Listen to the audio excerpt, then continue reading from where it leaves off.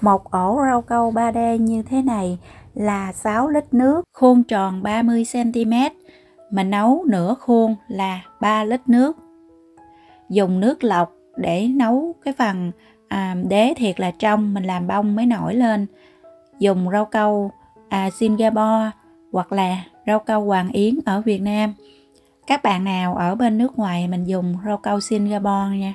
Còn ở Việt Nam thì các bạn mua Hoàng Yến để mình nấu cái rau câu nó thiệt là trong. Một gói này là 10 gram. Một gói này là 2 lít nước nha. Các bạn nào ở Việt Nam thì là 1,5 lít nước thôi.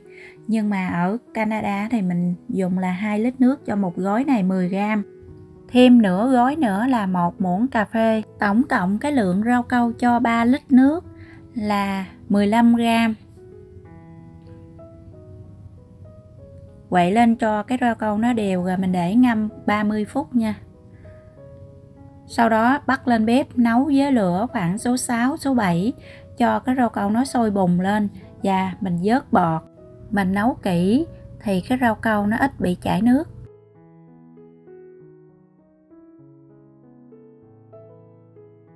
Nếu các bạn mà thấy cái lửa nó cao đó, rau câu nó sôi nhiều quá thì mình bớt lửa lại. Và rau câu nó sôi rồi thì mình cho là 1,5 cốc đường là 300g đường đó.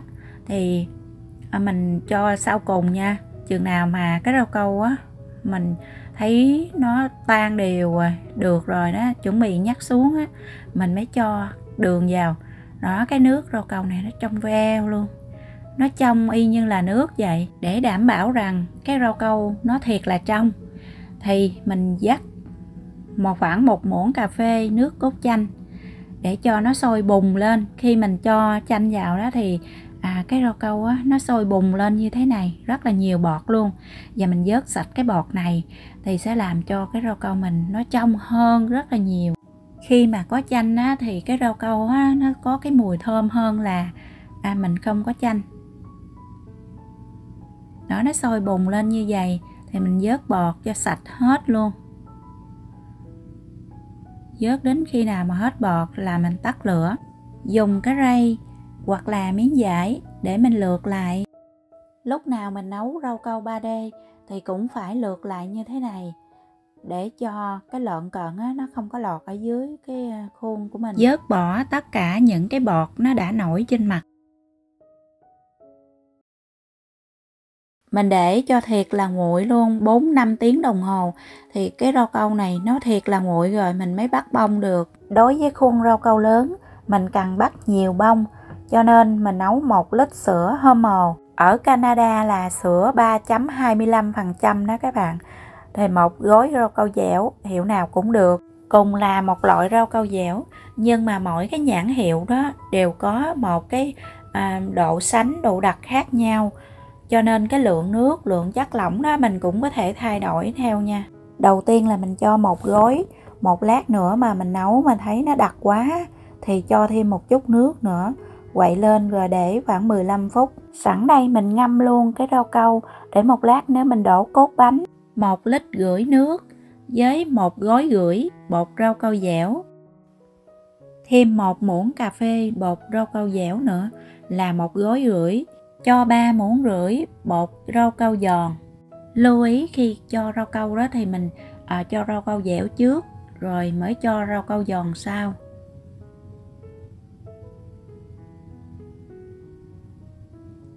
Quậy lên cho cái rau câu này nó đều. Sau đó mình ngâm để ở đó đến khi nào mà mình làm cái flan á thì mình mới nấu cái rau câu này lên.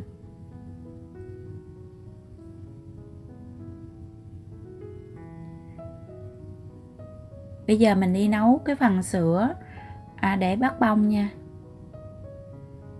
Cái phần sữa này là mình đi pha màu đó. Thấy cái sữa này nó nóng lên rồi mà nó vẫn còn đặc đó thì mình cho 1 cốc nước để cho mình pha màu á, nó đẹp, nó không có bị quá đặc. Mình dễ bơm nữa. Nhưng mà loãng quá thì sẽ không được. 2 muỗng canh sữa đặc. Các bạn nào ở Việt Nam dùng sữa ở bên Việt Nam á thì mình cho 2 muỗng canh sữa đặc nha. Khuấy liên tục để cái sữa nó không có bị khét dưới đáy đó. Rồi mình lượt qua cái ly nè. Cái ly thì mình để trong cái nồi nước nấu đã nóng rồi, lượt lại như vậy để cho mịn. Cái sữa mịn thì mình bơm cái bông á, nó không có bị ngạt kim. Tổng cộng là 3 màu thì mình cho ra 3 cái ly nha. Đổ nước cho gần lên tới miệng ly luôn. Nước mình mở lửa nhỏ nhất để cho nó nóng, giữ nóng cái ly á. Màu mình cho màu hồng, màu tím, màu vàng gì cũng được hết. Tùy theo mình pha thích cái bông màu gì. Đây là màu gel. Thì mình dùng cái tăm đó, mình lấy ra. Khi pha màu á, muốn cho cái màu bông nổi lên thiệt là đẹp á, thì mình pha cái màu hơi đậm một chút. Thì khi vào trong cái bánh á, nó sẽ vừa đủ. Còn mình pha màu lợt thì vô cái bánh á, màu nó sẽ rất là lợt. Màu xanh lá già rồi màu xanh lá non mình trộn lại với nhau. Hai cái màu xanh này thì nó ra cái màu xanh lá rất là đẹp. Có thể dùng cái màu trà xanh để làm màu lá. Dùng cái ống xi lanh này để mình bơm màu. Khi mà mình xài cũ thì thường là nó sẽ cứng. Cho chút xíu dầu thì cái xi lanh nó sẽ trơn lại. Tất cả những cái dụng cụ để mình làm bông gồm có một cây kéo, lá, nhụy, xi lanh và cánh hoa. Có một cái chén và cây muỗng để một lát nữa mình múc những cái rau câu dụng bên ngoài. Nhụy của bông hồng mình chọn cái vị trí nào để mình làm cái bông thì mình đâm cái nhụy xuống. Đây là cánh nhỏ của bông hồng. Cái bông hồng này là mình đã chia sẻ rất là nhiều lần rồi. Mình thấy cái bông hồng này có rất là nhiều bạn làm hơi bị khó, cho nên mình chia sẻ lại.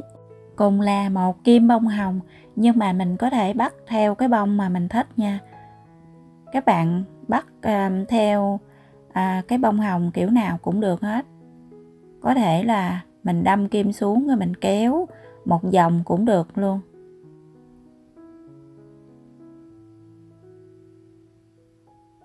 Cái cánh nhỏ thì ôm theo cái nhụy nha.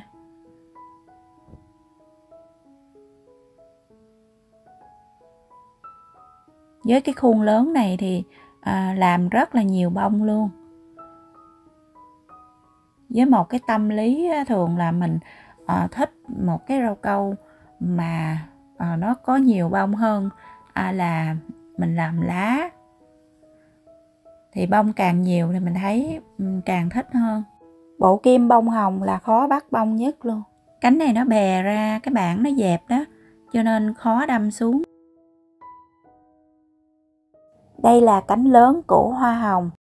Các bạn nào đã từng học theo cái video của mình mà tự học ở nhà đó, làm trong quá trình mà làm 3D đó, có cái vấn đề gì mà chưa hiểu đó, hoặc là làm bị sai một cái lỗi nào đó, thì các bạn có thể comment để hỏi mình, hoặc là nhắn tin để hỏi nha. Thường là các bạn nhắn tin về hỏi mình á là các bạn nấu cái rau câu nó không được trong và cái màu nó bị lem. Đó là những cái câu hỏi nhiều nhất cho các bạn làm 3D.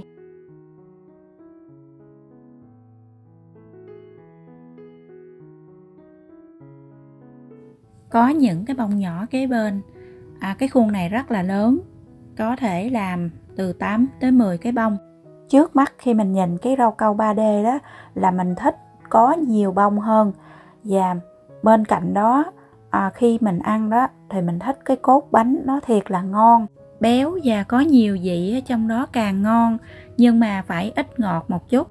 Nhiều bông nhưng mà mình trang trí cho nó hài hòa với nhau, rồi màu sắc tươi tắn nữa thì thu hút được nhiều ánh nhìn hơn. Để đỡ mất thời gian thì mình làm 5 bông cho cái khuôn hôm nay thôi. Ở khoảng trống giữa 4 cái bông phía bên ngoài nè, thì mình có thể chen vô được thêm 4 cái bông nữa nha. Bông, lá và nụ mình che đi, lấp hết những cái khoảng trống còn lại. Khi làm bông xong rồi, thì mình sẽ lấy đi những cái rau câu dư thừa ở bên ngoài nè, nó bị tràn lên đó, thì mình lấy hết ra cho sạch sẽ hết.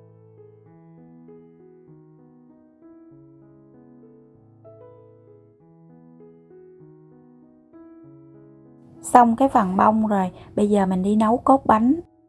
Cách nấu rau câu flan nhanh nhất có thể: cho vào trong máy sinh tố 120g phô mai để mình xay cho nó nhuyễn, 100g sữa đặc, 150ml whipping cream, 3 lòng đỏ trứng, xay nhẹ, xay với tốc độ nhỏ nhất nha, xay với tốc độ nhỏ nhất. Nồi rau câu này mình đã nấu xong rồi nè, nó sôi lên rồi. Cho cái hỗn hợp flan này vào trong cái nồi để mình bắt lên bếp nấu. Cho thêm khoảng 80g đường. Cho một ống vani hoặc là một muỗng cà phê vani nước. Nấu với lửa nhỏ, khi mà thấy nó vừa lên tim sôi á, cho 300ml cái rau câu mình vừa nấu xong. Các bạn nhớ khuấy liên tục để cho cái trứng nó không có bị chín. Lúc này mình mở lửa thiệt là nhỏ nha. Xong rồi mình cho ra cái khuôn hơi mỏng một chút cho mau nguội. Đâm những cái bọt khí này cho bể ra. Mình đem để nơi nào mát nhất cho mau nguội. Khoảng 100ml nước thiệt là sôi, cho 2 gói cà phê.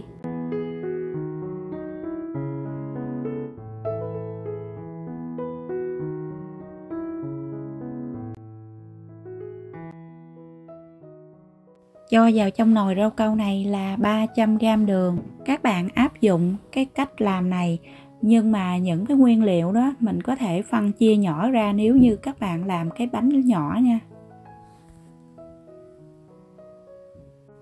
Cho vào trong cái nồi này là 3 cup là 750ml cái phần rau câu, để mình làm cái phần màu trắng trong luôn. Còn phần còn lại thì mình cho 200ml whipping cream hoặc là sữa tươi, 2 lon nước cốt dừa. Mỗi lon như vậy là 400ml nha. Nấu cho sôi trở lại. Ly rau câu lúc nãy mình pha màu còn dư đó, bây giờ mình đổ vô luôn. Cắt flan này ra thành những cái miếng vuông nhỏ.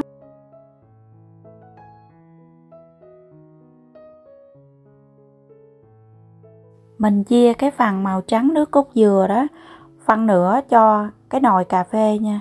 Đây là còn phân nửa lại nè. Tất cả mình mở lửa nhỏ để giữ ấm. Trước khi đổ cốt bánh thì mình dùng giấy thấm nước cho thiệt là khô. Sau đó dùng nĩa rạch những cái đường cho nó nhám luôn cái mặt. Như vậy thì cái phần cốt bánh nó mới kết dính lại với nhau.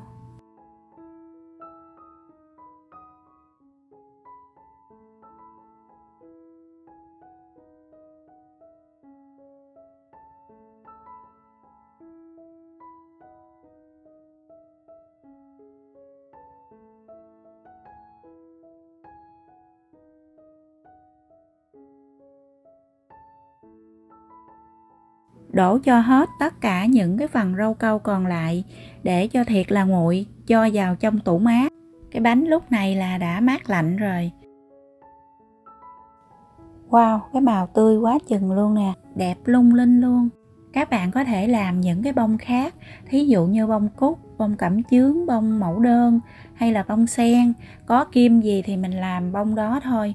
Các bạn hãy đăng ký kênh để nhận được thông báo khi có video mới nha.